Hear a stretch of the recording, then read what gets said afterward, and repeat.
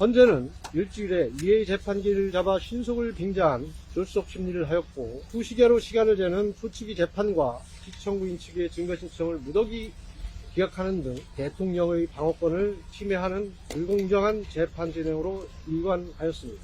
증인 신문 시간을 90분으로 제한한 것은 대한민국 그 어느 재판에서도 찾아볼 수 없는 변론권 침해이고 갑질입니다.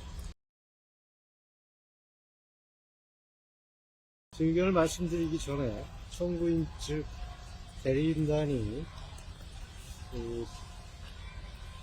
법리와 증거법에 따른 주장이 아니라 역사를 왜곡 폄훼하고 대부분 대통령에 대한 인신공격일 뿐 아니라 탄핵심판과 전혀 관련이 없는 대통령의 가족까지 언급하며 대부분 증거에 의하거나 객관적 사실이 아닌 주관적인 생각이나 평가로 대통령을 공격하는 것에 대해 심히 유감을 표합니다. 이렇게까지 무리수를 두는 청구인 측의 주장에 안타까움을 금할 수 없습니다. 비상계엄 이후 대통령을 변호하고 대통령과 대화를 하며 그동안 진행되는 수사와 헌법재판, 형사재판 과정을 경험하면서 대통령이 지금 이 시점에 왜 영어의 몸이 되어 있고 탄핵소추 심판을 받고 있는지를 생각해 보았습니다. 그동안 대한민국은 민주화와 경제 선진화를 이뤄낸 유일한 나라라는 자긍심 속에서 번영과 평화를 누리고 있었으나 어느 틈에 우리도 모르는 사이에 국내의 공격과 문제점으로 서서히 병들어가고 심각한 위험에 빠져 있었습니다. 국가가 자유민주주의적 체제와 안보에서 중대하고도 무서운 위협을 받고 있었습니다.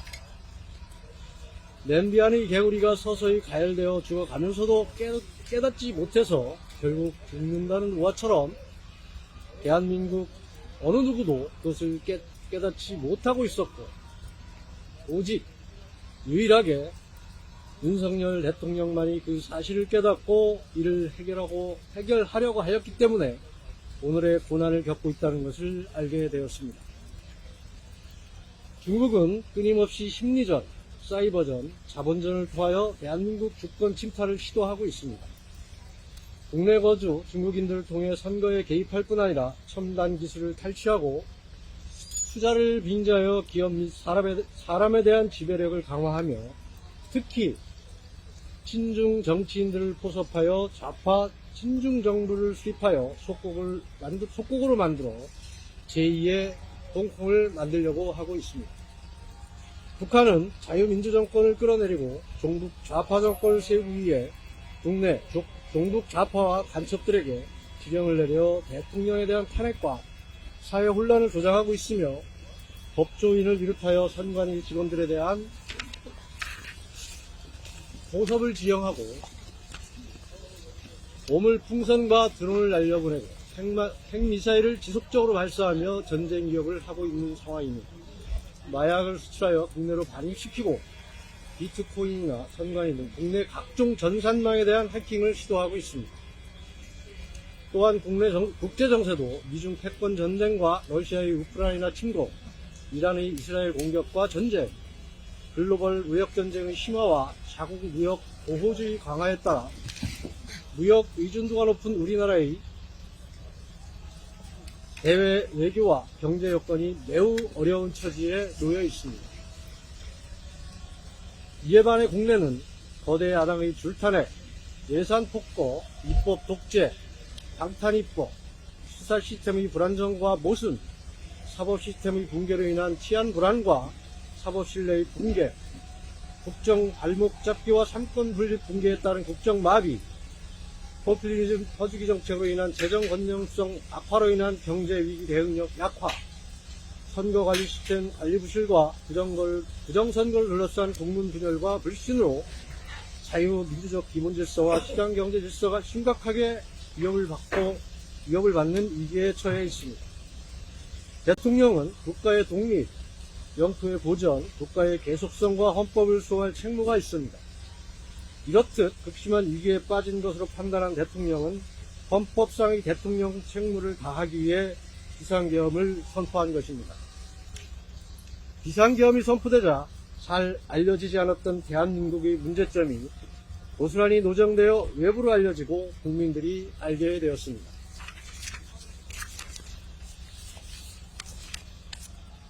전 정부에서 졸속으로 이뤄진 검수 완박과 공수처 신설로 인해 국가기관인 경찰, 검찰, 공수처가 마치 경쟁이라도 하듯이 서로 수사권을 주장하며 하이에나처럼 수사에 달려들었고, 불법으로 임의적인 수사기관을 구성하여 중복적인 수사를 진행하였고, 수사권도 없는 공수처에서 수사를 하면서 관할을 위반하여 영장 쇼핑을 하고, 불법으로 체포 구수영장을 발부받아 집행하고, 집행 과정에서는 공문서를 유출하였을 뿐만 아니라 국가기밀시설에 관리자의 승낙도 없이 침입하였고, 공수처의 체포영장 집행에 권한이 없는 경찰 3, 4천 명을 동원하였습니다.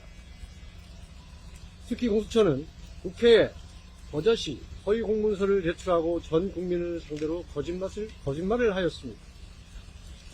법원은 영장의 법률 규정의 적용 예외를 기재하는 판사 입법을 하였고, 헌법재판소는 헌법재판소법과 형사소송법의 명문 규정을 명백히 위반하여 재판을 진행하였고, 당연히 기피 내지 대피 대상인 재판관들 3명이 아무런 제지도 없이 재판에 관여를 하였습니다. 헌재는 일주일에 2회의 재판기를 잡아 신속을 빙자한 졸속 심리를 하였고, 수시개로 시간을 재는 수치기 재판과 피청구인 측의 증거 신청을 무더기 기각하는 등 대통령의 방어권을 침해하는 불공정한 재판 진행으로 일관하였습니다. 증인신문 시간을 90분으로 제한한 것은 대한민국 그 어느 재판에서도 찾아볼 수 없는 변론권 침해이고 갑질입니다. 거대 야당은 대통령을 끌어내리고 정권을 탈취하기 위한 내란몰이와 탄핵 공작에 나섰습니다. 이에 걸쳐 탄핵 소추를 발의하였고, 국회법을 위반하여 탄핵 소추를 하였으며, 탄핵 소추 사이에서 가장 중요하며 많은 부분을 점하고 있던 내란죄를 철회하는 사기 탄핵을 시도하였습니다. 계엄 업무를 수행하였던 군인들 상대로 허위 진술을 유도하고 가짜 뉴스를 양산해냈으며, 재판을 앞두고 지속적으로 국회로 불러내어 진술을 관리하면서 좌파 노조 언론을 통해 가짜 과장 뉴스를 만들어 여론을 조작하려고 하였습니다. 이게 자유민주주의를 기반으로 하는 법치주의 대한민국에서 일어난 일이고, 계엄 선포로 인해 국민들에게 알려진 사실입니다. 드디어 진실을 알게 된 국민들이 대통령의 진정성을 이해하고 지지하며 탄핵을 반대하는 대규모 집회가 전국적으로 지속되고, 2030 청년 세대가 일어나고 대학에서도 탄핵 반대 선언이 이어지고 있습니다. 비상계엄 선언으로 드러난 대한민국의 실상은 혼돈과 무전부 상태였습니다. 국무위원들은 책임을 회피하기 급급하고, 국가기관이 체계 없이 업무를 집행하고, 지휘 감독 체계가 붕괴되었으며 국가기밀시설이 완전히 무방비로 노출되었습니다. 이제는 수습의 시간입니다. 이대로 방치한다면 무정부 상태가 지속되고 국가 위기 상황이 더욱 심화되어 자유민주주의적 기본질서와 시장 경제질서는 무너지고, 한미일 안보동맹의 해체로 인한 안보위기를 초래하여 지식의 유출과 자본 유출로 인해 이류국가로 전락하는 것은 시간 문제입니다. 윤석열 대통령의 비상계엄 선포는 대한민국의 위기를 극복하기 위해 헌법상의 권한을 행사한 것입니다. 그리고 헌법과 법률의 테두리 내에서 선포되고 진행되었습니다. 따라서 탄핵은 당연히 기각되어야 합니다. 그럼으로써 정확하게 대한민국이 위기를 진단했던 대통령으로 하여금 결자 해제할 수 있도록 국가의 위기와 무질서를 극복할 수 있는 기회가 주어져야 할 것입니다. 탄핵 심판을 통해 대한민국이 기막힌 현실에 공감해 주시고, 대통령의 진심을 이해하며 감춰진 진실에 눈을 뜨고 일어나 주신 국민 여러분께 다시 한번 감사드립니다. 감사합니다. 오늘 지금 대통령께서 최후 진술을 하셨는데 대리인단이랑 논의를 할 때 좀 가장 중점적으로 대통령이 말하고 싶었던 부분이 어떤 부분이 있을까요? 뭐 한 가지만 좀 꼽으라면 좀 어떤 부분일까요?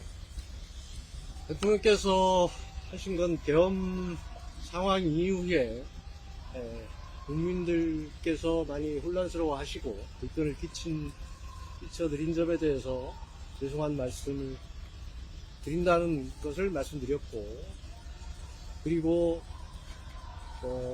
지금 벌어지고 있는 모든 정치적 문제의 출발점인 87 헌법 체제를 개헌하는 문제에서 중점을 두셨습니다. 그런 정치 개혁을 위해서는 임기에 연연하지 않고 모든 것을 바쳐서 이행하겠다고 하는 부분에 중점을 두셨습니다. 물론 이 과정에서 일어난 많은 분들의 피해와 희생에 대해서 정말 안타까워하고 가슴 아파하셨습니다. 이번에 3월쯤 어쨌든 결론이 나올 가능성이 큰데 그 헌재 결론이 나왔을 때 대통령께서는 좀 받아들이겠다는 입장을 좀 보이셨는지 대리인단의 또 입장도 그렇게 수용을 하는 걸로 좀 그렇게 가는 방향으로 갈지 좀 어떻게 보세요? 그거는 합리적인 범위 내에서 법의 테두리 내에서 현명한 결정이 나올 것이라고 기대를 하고 있습니다. 그럼 어떤 결과가 나와도 어쨌든 그냥 좀 공정한 재판이 이루어졌다 이렇게 좀 보실 의향이 있으신 건지. 공정한 재판이 이루어져서 법치 범위 내에서 현명한 결단이 내려질 것으로 기대합니다. 알겠습니다.